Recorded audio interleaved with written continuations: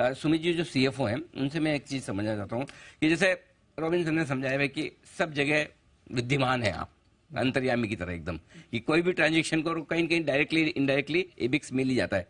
सो अब मुझे ये बताइए कि आपके अरेंजमेंट्स कैसे होते हैं? हर एक ट्रांजेक्शन के साथ आपको कुछ पैसा मिलता है या फिक्स भी है, फिक्स क्लम वेरिएबल, कैसे अरेंजमेंट होते हैं? आपकी कमाई कैसे होती है?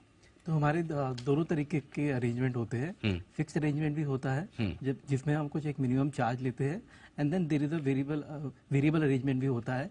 वेरिएबल अरेंजमेंट का फायदा ये होता है कि जो हमारे पार्टनर्स होते हैं उनको इनिशियली एकदम से बोझ नहीं पड़ता है, तो वो हमें थोड़ा फिक्स फी देते हैं, और जैसे वो अपना बिजनेस करते हैं हमारा एक ट्रांजैक्शन फीस होता है। तो उनका बिजनेस ग्रो होता है, उनके ट्रांजैक्शन ग्रो होते हैं, तो उससे हमारा ट्रांजैक्शन फी भी हमें मिलता रहता है। So it's a win win situation. उनका बिजनेस बढ़ता है और वो हमें भी पे करते हैं, तो हम म्यूचुअली एक दूसरे को बेनिफिट देते हैं। तो ये तो फिर रॉबिन सर, जैसे हिंदुस्तान की इकोनॉमी की ग्रोथ हो रही है, डिजिटल पेमेंट्स पे जो लोग फोकस कर रहे हैं, तो जितना ये वाले बिजनेसेस बढ़ेंगे उतनी आपके रेवेन्यू ऑटोमेटिकली बढ़ेगी। मैं सही समझ रहा हूँ? आप बिल्कुल सही समझ रहे हैं। वही कोशिश है हमारी कि हम इंडिया की जो ग्रोथ पे हम राइड करें। कि जैसे हिंदुस्तान आगे बढ़े हम भी अपनी अपनी अपनी सोल्यूशन को और आगे बढ़ाते रहें। अच्छा, और ये जो सारी सर्विसेज दे रहे हैं, इसलिए आपने कहा कि हम प्लेटफॉर्म दे रहे हैं, प्लेटफॉर्म एज ए सर्विस। जी हाँ। अच्छा, अब मेरे को आपकी कंपनी का बिजनेस मॉडल समझ में आ गया। अगर अब मुझे कोई पूछेगा तो मैं भी बता सकता हूँ लेकिन आपको थोड़ा और समझना जरूरी है मुझे। कई बार क्या होता है कि आपकी तरह की जो कंपनियां होती है ना, जो थोड़ा इस डिजिटल से जुड़ा हुआ, इस तरह का ई कॉमर्स से जुड़ा हुआ, इस तरह का जो बिजनेस करती है, लोग समझते हैं कि नए नए प्रमोटर हैं, फर्स्ट जनरेशन है, पहली बार आके कर रहे हैं, पता नहीं कंपनी प्रॉफिट बनाती नहीं बनाती है, क्या है क्या नहीं, जरा समझना चाहिए। तो मैं थोड़ा सा वो समझने की कोशिश करूंगा। तो ये आप पहली बार ही मार्केट में उतर रहे हैं या कुछ पुराना इतिहास भी है आपका कहीं हिंदुस्तान के बाहर का? सर मैं इबिक्स जो एक पेरेंट है इबिक्स कैश का, उसका चेयरमैन भी हूँ और सीईओ भी हूँ वहाँ पे। तो इबिक्स इंक पब्लिक है स्टॉक मार्केट्स में बहुत पहले से, 1987 से पब्लिक है। जी, 1987 से आपकी कंपनी नैस्डैक में लिस्टेड है। जी। और ये जो हिंदुस्तान वाली कंपनी है, ये उसकी सब्सिडरी है जिसका आईपीओ आप ला रहे हैं, राइट? अच्छा, आपकी जानकारी के लिए बता दूं, ज्यादा नहीं, इस अप्रैल के महीने से, अभी कहाँ हम जून में, अप्रैल में और आधा जून, इबिक्स INC, इबिक्स इंक, ये जो स्टॉक अमेरिका में लिस्टेड है, अगर मैं सही हूँ तो 2.5 महीने में सर डबल हुआ है ये स्टॉक, राइट? सही है।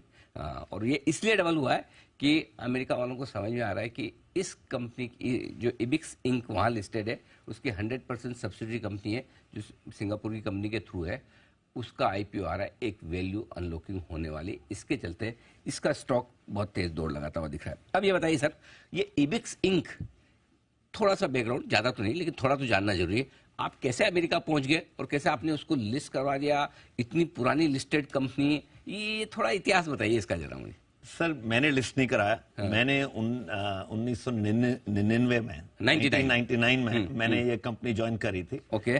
तो अमेरिकन कंपनी थी, गोरे लोग चलाते थे कंपनी, और मैं पहला देसी आदमी था जिसने कंपनी ज्वाइन करी। तो ये 1999 में हैवी लॉसेस में थी। इन्होंने 23 साल में कभी कोई प्रॉफिट नहीं कमाया था इन्होंने, 1999 तक। अच्छा। और 1999 में मैंने ज्वाइन किया, तो मैंने सीईओ टेक ओवर किया 2000 के शुरू में, और 2000 से आज की डेट आप ले लीजिए, हमारा हर महीना, हर क्वार्टर, हर ईयर प्रॉफिटेबल रहा है। अच्छा। फॉर्च्यून की 99 से अब तक हमेशा प्रॉफिट बना है सर। 99 इवन कोविड के समय सर, ड्यूरिंग कोविड ऑल्सो, सारे टाइम में हम हमेशा। इबिक्स कैश भी इसी तरह है। इबिक्स कैश 2001 में शुरू किया हमने हिंदुस्तान में। 23 साल जो अभी गए हैं हमारे वहां से 2001 से अभी तक, वो सारे के सारे प्रॉफिटेबल गए हैं, हाईली प्रॉफिटेबल गए हैं हमेशा से, शुरू से। एक मिनट, आप कह रहे हैं 2001 से ये कंपनी प्रॉफिटेबल है, हर साल प्रॉफिटेबल है, हाईली प्रॉफिटेबल है। अभी तक तो हमने देखा ये पिछले 2 साल में जो लिस्टेड हुई है सारी कंपनियां, इस तरह की नई नई ई कॉमर्स वाली कंपनियां, मतलब प्रॉफिट के दर्शन ही नहीं होते। आपकी प्रॉफिटेबल है, आप ही कह रहे हैं? सर हम हमेशा से ही प्रॉफिटेबल रहे हैं।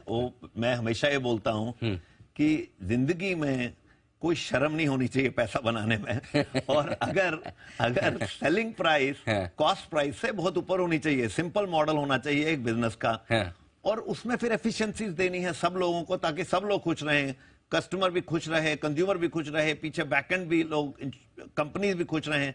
वो सब करने के लिए आपको प्रॉफिटेबिलिटी पे कभी भी सोचना नहीं चाहिए। कैश किंग है। अगर आपके बिजनेस में कैश निकल रहा है, प्रॉफिट आ रहा है और कैश प्रॉफिट आ रहा है, तो आप बहुत कुछ कर सकते हैं। आप कंपनियां भी खरीद सकते हैं, आप अपने बिजनेस को भी ऑर्गेनिकली भी ग्रो कर सकते हैं। तो हमारा बिजनेस मॉडल सिंपल रहा है कि हर दिन पैसा कमाना है और ठोक बजा के कमाना है और शान से कमाना है।